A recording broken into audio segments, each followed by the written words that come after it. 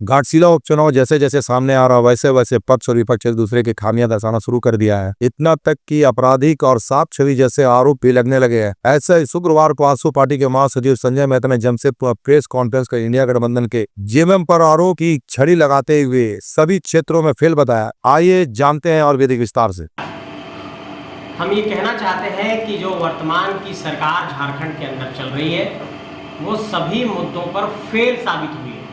Fail इसलिए साबित हुई है, चाहे वो नौकरी का मसला हो, चाहे रोजगार का मसला हो, चाहे नियोजन का मसला हो, चाहे निजी क्षेत्र में 75% रिजर्वेशन का मसला हो, चाहे आउटसोर्सिंग में रिजर्वेशन का मसला हो, चाहे विस्थापन की बात हो, चाहे भूमि अधिग्रहण की बात हो, चाहे मुआवजा की बात हो, चाहे आदिवासियों के हक अधिकार की बात हो, चाहे पेशा कानून की बात हो, चाहे नगर निकाय चुनाव कराने की बात हो, चाहे सरना कोड की बात हो। सभी पहलुओं पर सरकार सिर्फ कहती रही और सरकार हर मोर्चे पर फेल साबित हो गई। तो वर्तमान की सरकार में ऐसा नैतिक आधार नहीं बचा है कि वो जनता से जाकर के वोट मांगे। और घाटशिला विधानसभा उपचुनाव में घाटशिला विधानसभा क्षेत्र के एक एक जनमानस से हम ये अपील करना चाहते हैं कि सरकार की वादा खिलाफी के खिलाफ इस बार एनडीए को आप सब अपना साथ और समर्थन दीजिए। हम ये इसलिए कहना चाहते हैं क्योंकि सरकार ने ये कहा था कि हम झारखंड के नौजवानों को 10 लाख रोजगार देंगे, रोजगार नहीं तो बेरोजगारी भत्ता देंगे, और इस मोर्चे पर भी ये फेल हो गए। सरकार के राजनीतिक दल के लोग जब खुद से एनडीए से नहीं पार पा रहे हैं तो कुछ ऐसे राजनीतिक दल जो झारखंड की जनता को दिग्भ्रमित करते हैं उनको अपने साथ मिला करके और जनता को दिग्भ्रमित करने का, वोटों के बिखराव का एक खेल कर रहे हैं।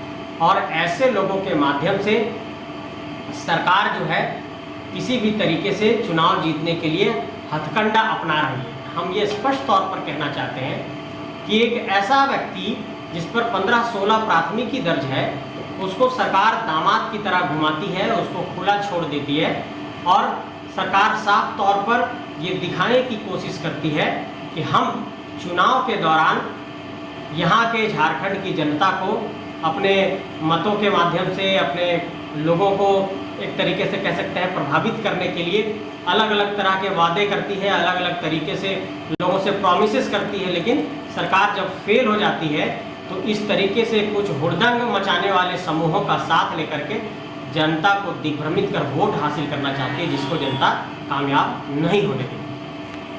तो मेरा सवाल है कि खामियां दिखा के आप लोग जितने का हम सच्चाई लेकर के जाएंगे। कोई एजेंडा हम सच्चाई को लेकर के जा रहे हैं। हमारा तो अपना एनडीए का एजेंडा है ही, विकास का एजेंडा। हमारा तो एजेंडा विकास का रहता ही है। लेकिन हम जनता को ये भी बताएंगे कि सरकार ने वादा खिलाफी की है। क्यों नहीं हम जनता को बताएंगे? क्योंकि ये लोग पूरे तरीके से झूठ और फरेब की राजनीति करते हैं, एक भी बात पर टिके नहीं रहते हैं। एनडीए की तरफ से प्रत्याशी कौन है? हमारे प्रत्याशी बाबूलाल सोरेन जी हैं। जैसा आपने कहा कि जेएमएम जो है ऐसे लोगों को रखे हैं जो आपराधिक छवि के हैं, आपके बाबूलाल सोरेन के बारे में क्या कहेंगे कि उनकी छवि सही है?